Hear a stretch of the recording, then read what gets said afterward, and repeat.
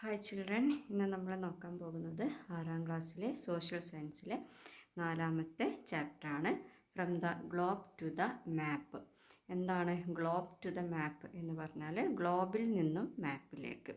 Globe എന്ന് പറഞ്ഞാൽ നമുക്കറിയാം, നമ്മുടെ ഏർത്തിൻ്റെ ഒരു സ്മോൾ ഫിഗറാണ്. ഒരു റൗണ്ടിലുള്ള ഏർത്തിനെ റെപ്രസെൻ്റ് ചെയ്യുന്നൊരു സ്മോൾ ഫിഗറിനെയാണ് ഗ്ലോബ് എന്ന് പറയുന്നത്. അതിനെ നമ്മൾ ഒരു ഫ്ലാറ്റ് സർഫസിലേക്ക്, ഒരു പരന്ന ഒരു സർഫസിലേക്ക് പരത്തി വെച്ചാൽ ഉള്ള ഒരു ഫിഗറാണ് ഏത് മാപ്പ് എന്ന് പറയുന്നത്. ഈ ഗ്ലോബിനെ നമ്മൾ അതിനൊരു നിവർത്തി വെക്കുകയാണ് ഫ്ലാറ്റ് സർഫസിൽ, അപ്പോഴാണ് നമ്മളതിനെ മാപ്പ് എന്ന് വിളിക്കുന്നത്. ഇനി നോക്കാം, നമുക്ക് ഇവിടെ ഒരു ചെറിയ പോയം വയലാർ രാമവർമ്മ എഴുതിയിട്ടുള്ള ഒരു പോയത്തിൽ കുറച്ച് ലൈൻസ് ഇവിടെ തന്നിട്ടുണ്ട്. സൂര്യനിൽ നിന്നൊരു ചുടുതീക്കുടമായി ശൂന്യാകാശ സരസിൽ വീണു തണുത്തു കിടന്നു മയങ്ങി ഉണർന്നവളല്ലോ ഭൂമി, വായുവിൽ ഈറൻ ജീവകണങ്ങളെ വാരിച്ചൂടിയ ഭൂമി. അപ്പോൾ ഭൂമി എങ്ങനെയാണ് ഉണ്ടായത് എന്നുള്ള ഒരു കഥ, അതിലേക്ക് അദ്ദേഹത്തിൻ്റെ ഭാവനയിലുള്ള കുറച്ച് കാര്യങ്ങളാണ് അദ്ദേഹം ഇവിടെ എഴുതിയിട്ടുള്ളത്. അദ്ദേഹം പറയുന്നത് എന്താണ്? സൂര്യനിൽ നിന്നൊരു ചുടു തീ കുടമായി, സൂര്യനിൽ നിന്ന് വേർപെട്ട് വന്ന ഒരു ചെറിയ തീയുടെ കുടം പോലെ, കുടം എന്ന് പറഞ്ഞാൽ അറിയാലോ, ആ ഒരു കുടം പോലെ എവിടേക്ക്? ശൂന്യാകാശ സരസിൽ, ശൂന്യാകാശത്തുള്ള നമ്മുടെ സ്പേസിലുള്ള സരസ് എന്ന് പറഞ്ഞാൽ പോണ്ട്, സ്പേസിൽ തന്നെയുള്ള ഒരു പോണ്ടിലേക്ക്, അതായത് അദ്ദേഹത്തിൻ്റെ ഒരു ഭാവനയിലാണ്. കവിതകളൊക്കെ എഴുതുന്ന അങ്ങനെയാണല്ലോ, കുറേ ഭാവനയിൽ നിന്ന് അവരുടെ ഒരു ഭാഷയിലാണ് അവർ കവിതകൾ എഴുതുന്നത്.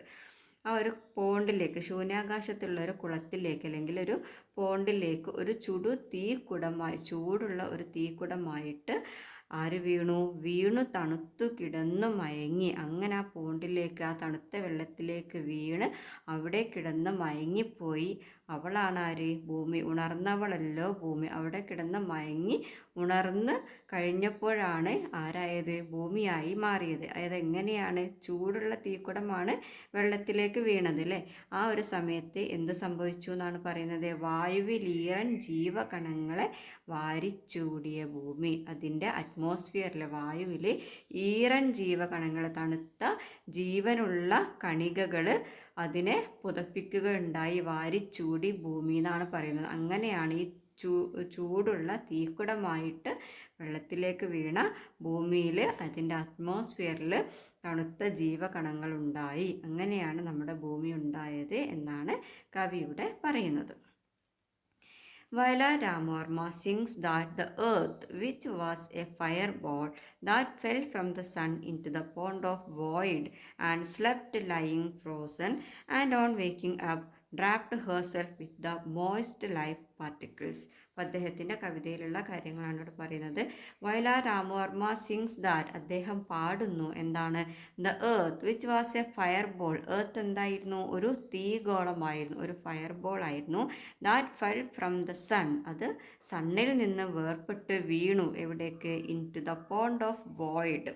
വോയിഡ് എന്ന് പറഞ്ഞാൽ ഒരു സ്പേസിലുള്ള ഒരു പോണ്ടിലേക്ക് ഈ സണ്ണിൽ നിന്നും ഈ ഒരു ഫയർ ബോൾ എവിടേക്ക് വീണു? ഈ ഒരു പോണ്ടിലേക്ക് വീണു. ആൻഡ് സ്ലെപ്റ്റ് ലൈയിങ് ഫ്രോസൺ, അങ്ങനെ അവിടെ എന്തായി? അവിടെ കിടന്ന് തണുത്ത് ഉറങ്ങിപ്പോയി, മയങ്ങിപ്പോയി. ആൻഡ് ഓൺ വേക്കിംഗ് അപ്പ്, അങ്ങനെ ഉണർന്നപ്പോൾ ഡ്രാപ്ഡ് ഹേർസെൽഫ്, അവളെ പുതപ്പിക്കപ്പെട്ടു. ഡ്രാപ്ഡ് ചെയ്യുക എന്ന് പറഞ്ഞാൽ എന്താ? കവർ ചെയ്യുക. With the moist life particles, തണുത്ത ജീവകണങ്ങൾ, ലൈഫ് പാർട്ടിക്കിൾസ് അവളെ ഡ്രാപ്പ് ചെയ്തിട്ടുണ്ടായിരുന്നു, കവർ ചെയ്തിട്ടുണ്ടായിരുന്നു. അവൾ മീൻസ് എർത്ത്. അങ്ങനെയാണ് ഭൂമിയിൽ ജീവൻ ഉണ്ടായത് എന്നാണ് കവി പറയുന്നത്. അപ്പോൾ ഈ ഒരു കവിതയുടെ സമ്മറിയാണ് ഇവിടെ ലൈൻസിൽ കൊടുത്തിട്ടുള്ളത്. Then our earth, which is rich with atmosphere, water and favorable climate, is the only celestial body in the universe which is found to sustain life. എന്താണ്? our earth which is rich, നമ്മുടെ ഏർത്തിൽ എന്താണ്? ധാരാളമുണ്ട്. എന്തൊക്കെ? Atmosphere, water and favourable climate is the only celestial body, ഒരേ ഒരു celestial body, ഏറ്റവും ഇത്രയും കാര്യങ്ങളെ കൊണ്ട്, അറ്റ്മോസ്ഫിയർ കൊണ്ടും വാട്ടർ കൊണ്ടും ഫേവറബിൾ ക്ലൈമറ്റ് കൊണ്ടും. ഫേവറബിൾ ക്ലൈമറ്റ് എന്താണ്? അനുയോജ്യമായ കാലാവസ്ഥ, നല്ല അറ്റ്മോസ്ഫിയർ, വെള്ളം എന്നിവ കൊണ്ടൊക്കെ ഉള്ള ഒരേ ഒരു ആകാശ ഗോളം ആണ് ഏത്? നമ്മുടെ ഏർത്ത് എന്ന് പറയുന്നത്. ഇൻ ദ യൂണിവേഴ്സ്, യൂണിവേഴ്സിൽ, ലോകത്തിലെന്ന് പറയാൻ പറ്റില്ല, യൂണിവേഴ്സിൽ തന്നെ ഈ എല്ലാ അനുഗ്രഹങ്ങളും ഉള്ള ഒരേ ഒരു സെലഷ്യൽ ബോഡിയാണ് ഏത് നമ്മുടെ earth, which is found to sustain life. അവിടെയാണ് എന്ത് കാണപ്പെടുന്നത്? നമ്മുടെ ജീവൻ കാണപ്പെടുന്നത്. അപ്പോൾ ജീവൻ കാണപ്പെടുന്ന ഒരേ ഒരു സെലഷ്യൽ ബോഡി ഏതിനൊക്കെ? ഈ അറ്റ്മോസ്ഫിയർ, വാട്ടർ, ഫേവറബിൾ ക്ലൈമറ്റ് കൊണ്ട് റിച്ച് ആയിട്ടുള്ള ഒരേ ഒരു celestial body in the universe എന്ന് പറയുന്നത് ഏതാണ്? നമ്മുടെ എർത്താണ്. We have become familiar with the shape, the movements and other characteristics of the earth in the previous classes. നമ്മുടെ മുമ്പെയുള്ള ക്ലാസ്സുകളിൽ, അതായത് ഫിഫ്ത്തിലൊക്കെ നമ്മുടെ എർത്തിൻ്റെ ഷേപ്പിനെ കുറിച്ചിട്ടൊക്കെ പല അസംഷൻസ് പല സയൻറ്റിസ്റ്റുകളും, മെഗല്ലൻ, അതുപോലെ ആൽബർട്ട് ഐൻസ്റ്റീൻ, ഇങ്ങനെയുള്ളവരൊക്കെ കുറേ യാത്രകൾ നടത്തിയതും അങ്ങനെയുള്ള കാര്യങ്ങളൊക്കെ നമ്മൾ കഴിഞ്ഞ ഫിഫ്ത്ത് ക്ലാസ്സിൽ പഠിച്ചിട്ടുണ്ട്. The image of the earth captured from the space how as a clear picture of the shape of the earth. അപ്പോൾ നമ്മുടെ സ്പേസിൽ നിന്നും എടുത്തിട്ടുള്ള images, the image of the earth captured from the earth. Capture ചെയ്യുക എന്ന് പറഞ്ഞാൽ പിടിക്കുക അല്ലെങ്കിൽ എടുക്കുക എന്നൊക്കെ പറയാം. പിടിച്ചെടുക്കുക എന്നാണ് ശരിക്കുള്ള മീനിങ്. അപ്പോൾ സ്പേസിൽ നിന്ന് നമ്മൾ എടുത്തിട്ടുള്ള എർത്തിൻ്റെ ഇമേജസ് ഷോ അസ്, നമുക്ക് കാണിച്ചു തരുന്നു clear picture of the shape of the earth. എർത്തിൻ്റെ ശരിയായ ഷേപ്പ് എന്താണ് എന്നുള്ളത് ഈ പിക്ചറുകളിൽ നിന്ന് നമുക്ക് മനസ്സിലാക്കാം. Does the earth really have a spherical shape? സത്യത്തിൽ എന്താണ്, നമ്മുടെ എർത്ത് ഒരു സ്ഫെറിക്കൽ ഷേപ്പ് ആണോ? The earth has a unique shape which is slightly flattened at the poles and slightly bulged in the middle. This shape of the earth is known as geoid. അപ്പോൾ നമ്മുടെ എർത്തിനൊരു special shape ഉണ്ട്, അതിനൊരു specific നെയിമും ഉണ്ട്. എന്താണ്? Geoid എന്നാണ് പറയുന്നത്. അപ്പോൾ ക്ലിയർലി ഒരു സ്ഫെറിക്കൽ ഷേപ്പ് അല്ല. എങ്ങനെയാണ് നമ്മുടെ എർത്ത് ഉള്ളത്? The earth has a unique shape. Unique എന്ന് പറഞ്ഞാൽ ഒരു സെപ്പറേറ്റ് ആയിട്ടുള്ള ഒരു പ്രത്യേകമായിട്ടുള്ള ഒരു ഷേപ്പാണ് എർത്തിനുള്ളത്. Which is slightly flatten at the poles. പോൾസിൽ, അതായത് ഈ ഒരു മുകൾ ഭാഗത്ത് എന്താണ്? അല്പം എന്തായിട്ടാണുള്ളത്? ഫ്ലാറ്റൻഡ് ആയിട്ടാണ്, അല്പം പരന്നിട്ടാണ് പോൾസിലുള്ളത്. And slightly bulged in the middle. ഈ മിഡിൽ ഭാഗത്ത്, ഇക്വേറ്ററിൻ്റെ ഈ ഒരു ഭാഗത്ത് എന്താണ്? കുറച്ചൊന്ന് പരന്നിട്ടുമാണ്. ബൾജ്ഡ് മീൻസ് എന്താണ്? ഒന്ന് വീർത്തിരിക്കുക, അങ്ങനെയാണ് ഉള്ളത്. ഈ മധ്യത്തിൽ മിഡിൽ ഭാഗത്തിൽ ഒന്ന് വീർത്തിട്ടും, അതുപോലെ മുകൾ ഭാഗത്ത് പോൾസിൽ എന്താണ്? സ്ലൈറ്റ്ലി ഒന്നിങ്ങനെ ഫ്ലാറ്റ് ആയിട്ടുമാണ് ഇരിക്കുന്നത്. ഈ ഒരു ഷേപ്പിനെയാണ് എന്തെന്ന് പറയുന്നത്? The shape of earth is known as geoid. അപ്പോൾ നമ്മുടെ ഭൂമിയുടെ ഷേപ്പ് ഏതാണ് എന്ന് ചോദിച്ചാൽ, which is the shape of our earth എന്ന് ചോദിച്ചാൽ എഴുതേണ്ടത് എന്താണ്? ജിയോയിഡ്. വാട്ട് ഈസ് ജിയോയിഡ് എന്ന് ചോദിക്കുകയാണെങ്കിൽ എന്താണ്? The earth has A unique shape which is slightly flatten at the Paul's and slightly bulged in the middle. This shape of the earth is known as geoid. The globe is the true model of the earth. ഇപ്പോൾ globe എന്ന് പറയുന്നത് എന്താണ്? നമ്മുടെ എർത്തിൻ്റെ ഒരു true മോഡലാണ്, ഒരു small ഫിഗറാണ്. എർത്തിൻ്റെ എല്ലാ കാര്യങ്ങളും റെപ്രസെൻ്റ് ചെയ്യുന്ന ഒരു ചെറിയ മോഡലാണ് ഏതെന്ന് പറയുന്നത്? ഗ്ലോബ് എന്ന് പറയുന്നത്. It is used to understand geographical features on the surface of the earth and to determine the location. ഇത് നമ്മൾ ഉപയോഗിക്കുന്നത്, ഈ ഗ്ലോബ് നമ്മൾ ഉപയോഗിക്കുന്നത് എന്തിനു വേണ്ടിയിട്ടാണ്? അണ്ടർസ്റ്റാൻഡ് ജിയോഗ്രഫിക്കൽ ഫീച്ചേഴ്സ്, നമ്മുടെ ഭൂമിയുടെ ഭൂപ്രത്യേകതകൾ, ഭൂമിശാസ്ത്രപരമായിട്ടുള്ള പ്രത്യേകതകൾ മനസ്സിലാക്കാനും on the surface of the earth, ഭൂമിയുടെ ഉപരിതലത്തിലുള്ള, സർഫസ് എന്ന് പറഞ്ഞാൽ എന്താ? നമ്മുടെ ഉപരിതലത്തിലുള്ള ഭൂപ്രത്യേകതകൾ മനസ്സിലാക്കുന്നതിനും, അതുപോലെ to determine the location determine ചെയ്യുന്നതിനുമാണ് നമ്മൾ മെയിൻലി നമ്മുടെ ഈ ഗ്ലോബ് യൂസ് ചെയ്യുന്നത്.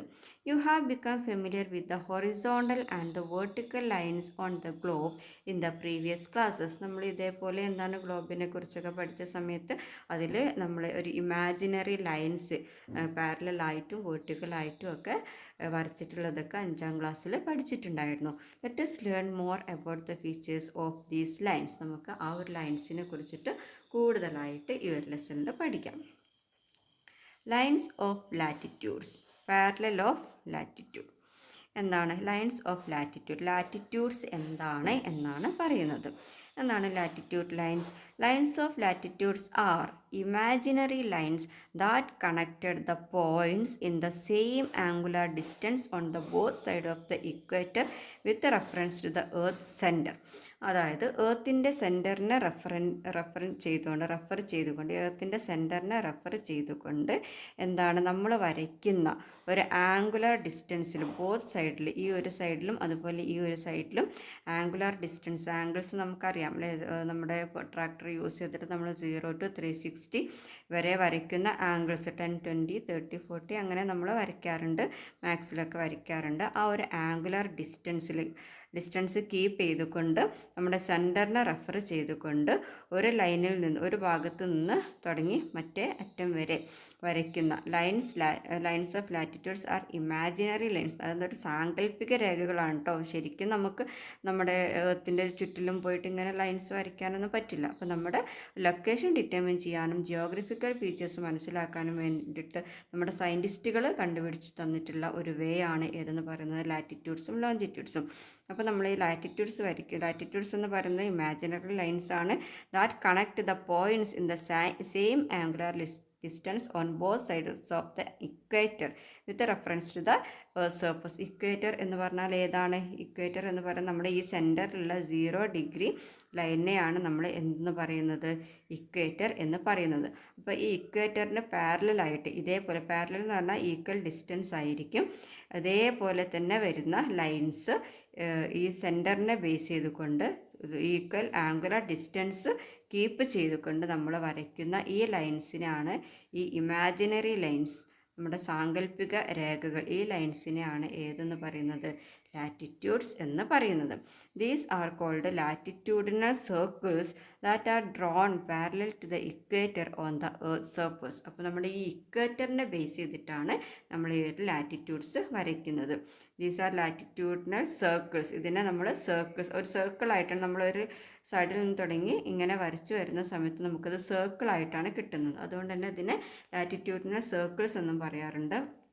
ഇത് വരയ്ക്കുന്നത് ഈ ഒരു ലൈനിന് ഇക്വേറ്ററിന് പാരലായിട്ടാണ്. പാരലൽ എന്ന് പറഞ്ഞാൽ അതേപോലെ തന്നെ ഇവിടം തുടങ്ങി ഇവിടെ വരെയുള്ള ഈ ഡിസ്റ്റൻസ് എന്തായിരിക്കും? സെയിം ആയിരിക്കും. അതുപോലെ തന്നെ ഇവിടം തുടങ്ങി അടുത്ത ലൈനിലോട്ട് വരുന്ന ഡിസ്റ്റൻസും സെയിം ആയിരിക്കും. അതിനെയാണ് പാരലൽ ലൈൻസ് എന്ന് പറയാം. അപ്പോൾ ഇതേ രീതിയിൽ മുകളിലേക്കും അതുപോലെ തന്നെ നമ്മൾ താഴോട്ടും വരയ്ക്കുന്ന ഈ സർക്കിൾസ്, അതിനെയാണ് നമ്മൾ ലാറ്റിറ്റ്യൂഡിനൽ ലൈൻസ് എന്ന് പറയുന്നത്.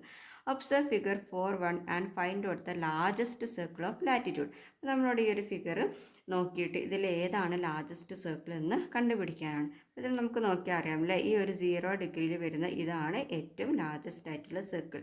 ഇതിനെയാണ് നമ്മൾ എന്തെന്ന് പറയുന്നത്?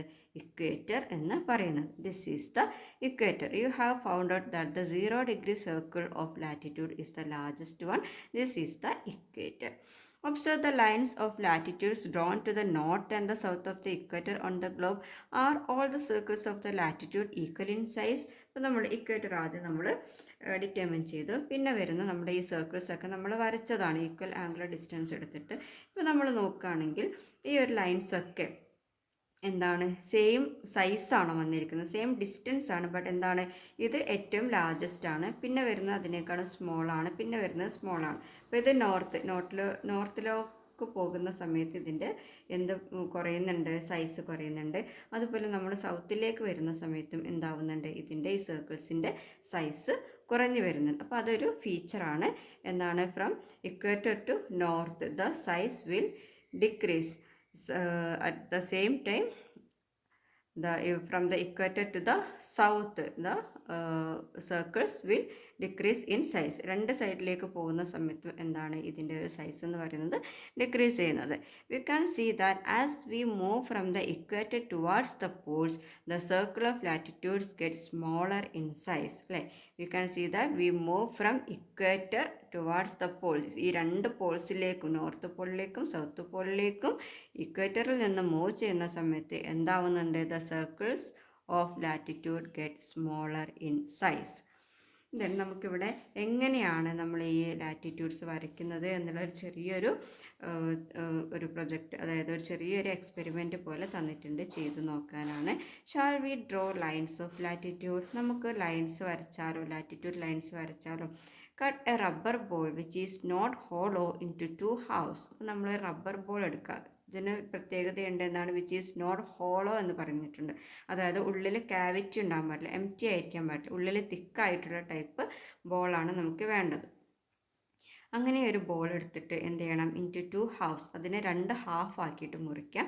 Mark angular measures from 0 to 90 degree on both sides the half as shown in the picture using a protractor. അപ്പോൾ നമ്മളൊരു പ്രൊട്രാക്ടർ യൂസ് ചെയ്തിട്ട് ഇതുപോലെ എന്ത് ചെയ്യണം, ഈക്വൽ ആംഗുലാർ ഡിസ്റ്റൻസ്, ഇതാ പ്രൊട്രാക്ടർ ഇതാ ഇവിടെ ഇങ്ങനെ പ്ലേസ് ചെയ്ത് വെച്ചിട്ടുണ്ട്. അതുപോലെ 0 to 90 ഡിഗ്രി, അതുപോലെ ഇവിടെ നിന്ന് 0 to 90 ഡിഗ്രി, അങ്ങനെ 90 വെച്ചിട്ട് നമ്മൾ എന്ത് ചെയ്യുക, ഈ ഒരു പ്രൊട്രാക്ടറിലുള്ള പോലെ മാർക്ക് ചെയ്യുക.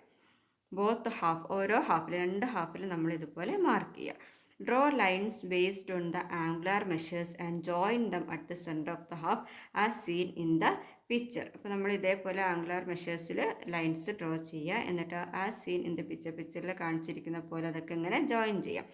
Now extend these lines to the surface and join the equal angular measures. എന്നിട്ട് എന്ത് ചെയ്യണം, ഈ ഒരു ലൈൻസ് ഇങ്ങനെ ഇതിൻ്റെ സർഫസിലേക്ക്, ഇതിൻ്റെ പുറം ഭാഗത്തേക്ക് എന്ത് ചെയ്യുക, അതിങ്ങനെ എക്സ്റ്റെൻഡ് ചെയ്ത് കൊണ്ടുപോയിട്ട് ഈ ഒരു മറ്റേ അറ്റത്തേക്ക് കണക്ട് ചെയ്യുക. ഇവിടെ നിന്ന് ഇങ്ങനെ ഇത് 30 ആണെങ്കിൽ അതിനപ്പുറത്ത് വരുന്ന 30യിലേക്ക്, ഇത് 40 ആണെങ്കിൽ അങ്ങനെ ഓരോ ലൈനും എന്ത് ചെയ്യുക, എക്സ്റ്റെൻഡ് ചെയ്ത് ഈ ഒരു സൈഡിലേക്ക് എക്സ്റ്റെൻഡ് ചെയ്ത് വെക്കുക. അതേപോലെ തന്നെ നമ്മൾ ഏതിലും ചെയ്യണം, ഈ ഒരു ഹാഫിലും ഇതേപോലത്തെ കാര്യങ്ങൾ ചെയ്യാം. എന്നിട്ട് ചെയ്യേണ്ടത് then draw lines on the other half as well, ഇതേപോലെ ഇതിലും ചെയ്യാം.